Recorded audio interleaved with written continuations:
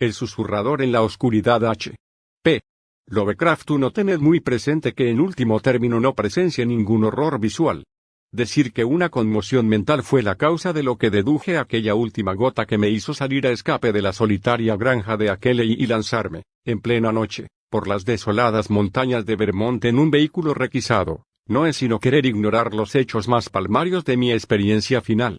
No obstante las cosas tan fascinantes que tuve ocasión de ver y oír y la imborrable huella que en mí dejaron, ni siquiera hoy puedo afirmar si estaba o no equivocado por lo que respecta a mi horrible deducción. Ya que, después de todo, la desaparición de Ackley no prueba nada. No se encontró nada anormal en su casa a pesar de las huellas de proyectiles que había dentro y fuera de ella. Daba la impresión de que hubiera salido a dar una vuelta por las montañas y, por algún motivo desconocido, no hubiese regresado. No habla la menor indicación de que alguien hubiera pasado por allí, ni de que aquellos horribles cilindros y máquinas hubiesen estado almacenados en el estudio. El hecho de que Ackley profesara un temor reverencial hacia las verdes y abigarradas montañas y los innumerables cursos de agua entre los que habla nacido y se habla criado, tampoco quería decir nada en absoluto, pues se cuentan por millares las personas sujetas a tan morbosas aprensiones. La extravagancia, además, podía contribuir a explicar los extraños actos y recelos en que incurrió hacia el final.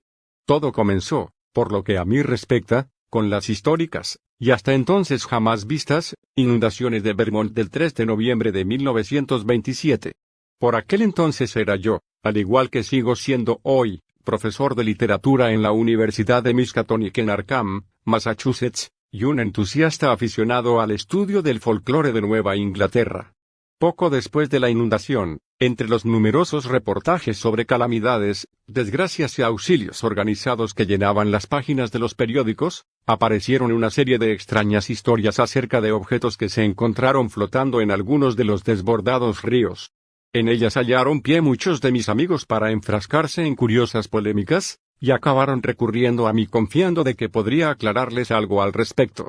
Me sentí halagado al comprobar en qué medida se tomaban en serio mis estudios sobre el folclore, e hice lo que pude por reducir a su justo término aquellas infundadas y confusas historias que tan genuinamente parecían tener su origen en las antiguas supersticiones populares. Me divertía mucho encontrar personas cultas convencidas de que debía haber algo de misterioso y perverso en el fondo de aquellos rumores. Las leyendas que atrajeron mi atención procedían en su mayor parte de lectores de periódicos, aunque una de aquellas increíbles historias tenía una fuente oral y a un amigo mío se la reprodujo su madre en una carta que le envió desde Hardwick, Vermont.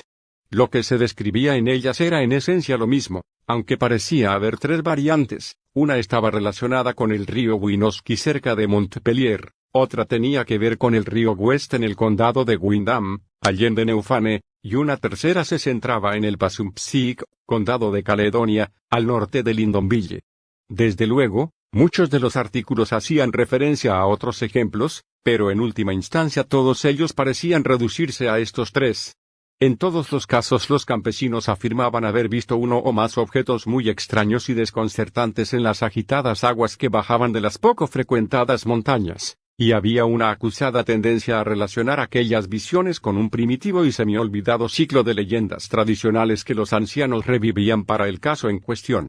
Lo que la gente creía ver eran formas orgánicas muy distintas de cualesquiera otras vistas con anterioridad.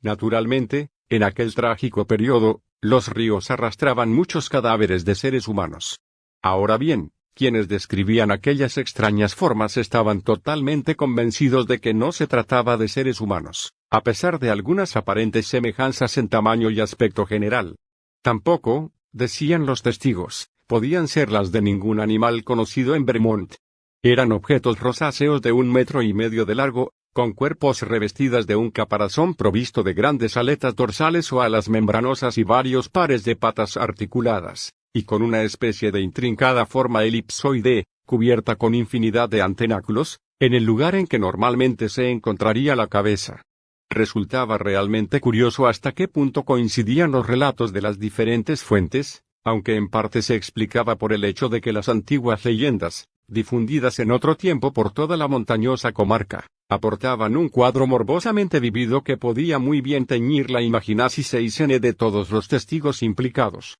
de lo que deduje que los testigos, todos ellos gentes sencillas e ingenuas de comarcas escasamente pobladas, habían vislumbrado los destrozados y abotagados cadáveres de seres humanos y animales domésticos en las turbulentas aguas, y el recuerdo latente de las antiguas leyendas les habla llevado a revestir de atributos fantásticos a aquellos cadáveres dignos de la mayor compasión. Aquellas leyendas, aun cuando nebulosas, ambiguas y en gran medida olvidadas por las actuales generaciones, tenían unos rasgos muy singulares y sin duda reflejaban la influencia de primitivos relatos tradicionales indios. Era algo que, aunque jamás había estado en Vermont, conocía bien gracias a la curiosísima monografía de N. Davenport, en la que se recopila material de la tradición oral recogido con anterioridad a 1839 entre las personas más ancianas del estado. Este material, por otro lado, coincide casi puntualmente con historias que he escuchado personalmente de boca de los ancianos campesinos de la región montañosa de New Hampshire.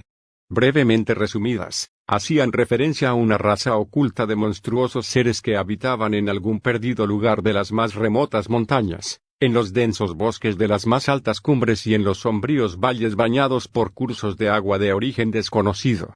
Rara vez eran avistados estos seres, pero había testimonios de su presencia, aportados por quienes se habían adentrado más allá de lo normal en las vertientes de determinada montaña o aventurado en las profundidades de determinados barrancos que hasta los lobos rehuían. En el limo depositado a orillas de los arroyos y en los terrenos yermos había unas extrañas huellas, que no podía decirse si eran de pies o de zarpas, y unos curiosos círculos de piedras, con la hierba arrancada a su alrededor, que no parecían haber sido colocados allí ni configurados por la acción de la naturaleza. Había también unas cuevas de dudosa profundidad en las laderas de las montañas, cuyas bocas de acceso estaban cerradas por grandes piedras dispuestas de forma nada casual y con más extrañas huellas de lo normal, las cuales se encaminaban tanto hacia el interior como hacia el exterior de la cueva, en el supuesto de que su dirección pudiera determinarse exactamente. Y lo peor de todo era lo que algunas personas arriesgadas habían visto, ocasionalmente a la luz del crepúsculo,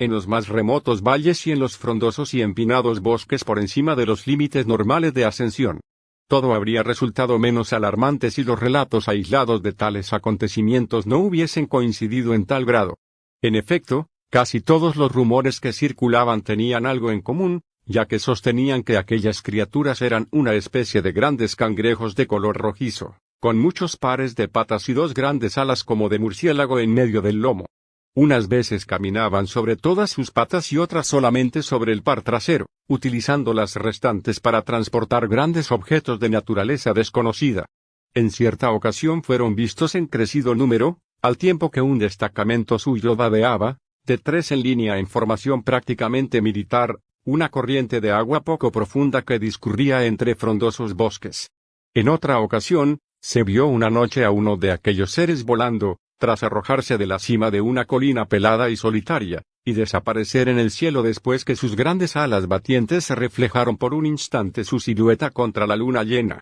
Aquellos seres no parecían tener, por lo general, la menor intención de atacar a los hombres, aunque a veces se les hizo responsables de la desaparición de algún que otro osado individuo, sobre todo personas que levantaban casas demasiado cerca de ciertos valles o próximas a las cumbres de determinadas montañas. El asentamiento en muchos lugares se hizo poco recomendable, perdurando esta creencia aún mucho después de olvidarse la causa. Un escalofrío se apoderaba de la gente al dirigir la mirada hacia algunos barrancos próximos en las estribaciones de aquellos siniestros y verdes centinelas, aun cuando no recordaran cuántos colonos habían desaparecido y cuántas granjas habían ardido hasta reducirse a cenizas. Pero, mientras según las más antiguas leyendas aquellas criaturas solo atacaban a quienes violaban su intimidad, había relatos posteriores que dejaban constancia de su curiosidad con respecto a los hombres y de sus tentativas por establecer avanzadillas secretas en el mundo de los seres humanos. Circulaban historias de extrañas huellas de zarpas vistas en las proximidades de las ventanas de alguna solitaria granja al despuntar el día,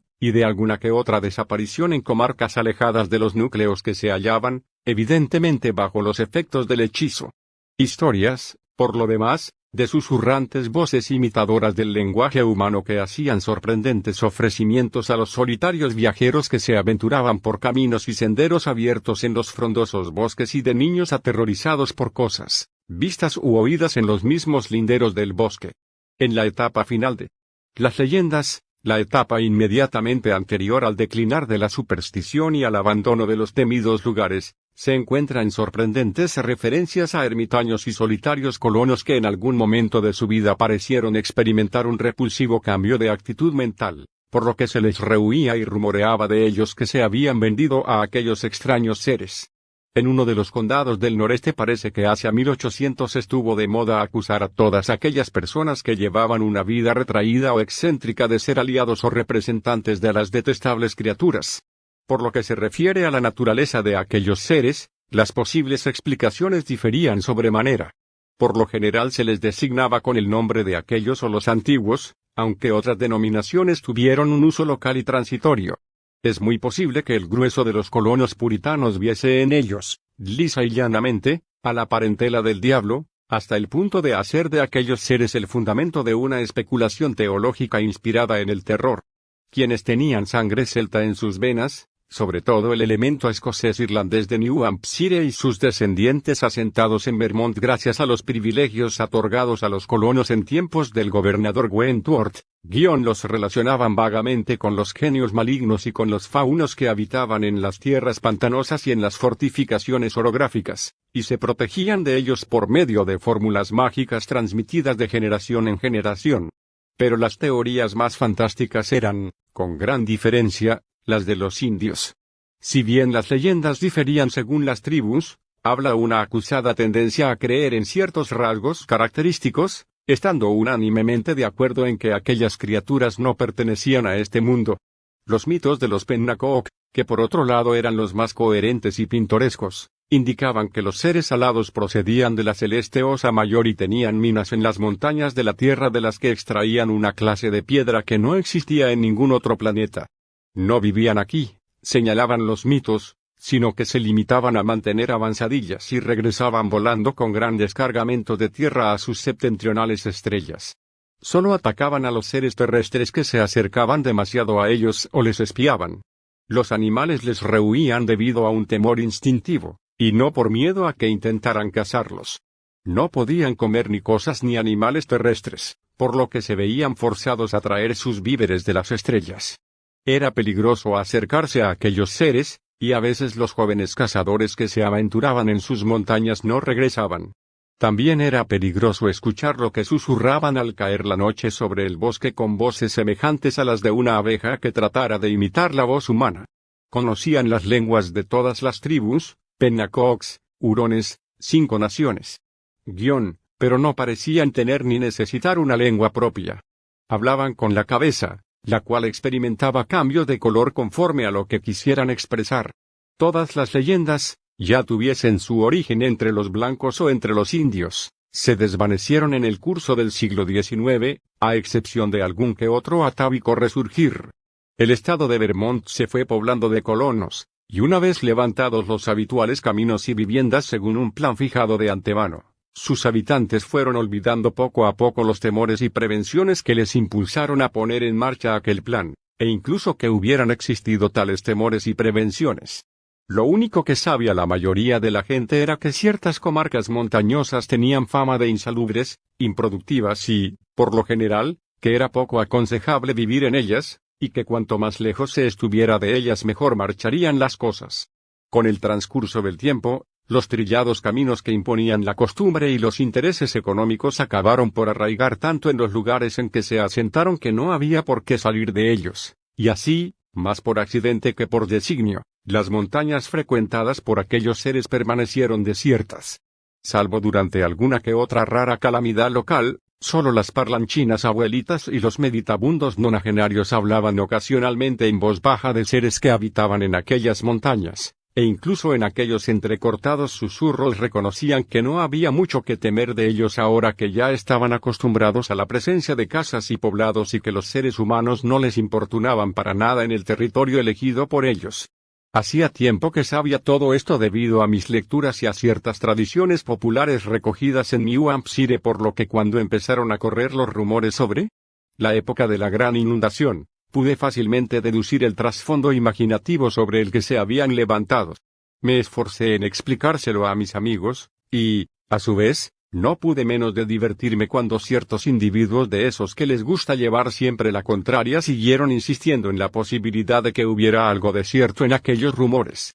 Tales personas trataban de poner de relieve que las primitivas leyendas tenían una persistencia y uniformidad significativas, y que la naturaleza de las montañas de Vermont, prácticamente aún por explorar, no hacía aconsejable mostrarse dogmático acerca de lo que pudiera habitar o no en ellas. Tampoco se acallaron cuando les aseguré que todos los mitos tenían unos conocidos rasgos característicos en común con los de la mayor parte del género humano, ya que venían prefigurados por las fases iniciales de la experiencia imaginativa que siempre producía idéntico tipo de ilusión.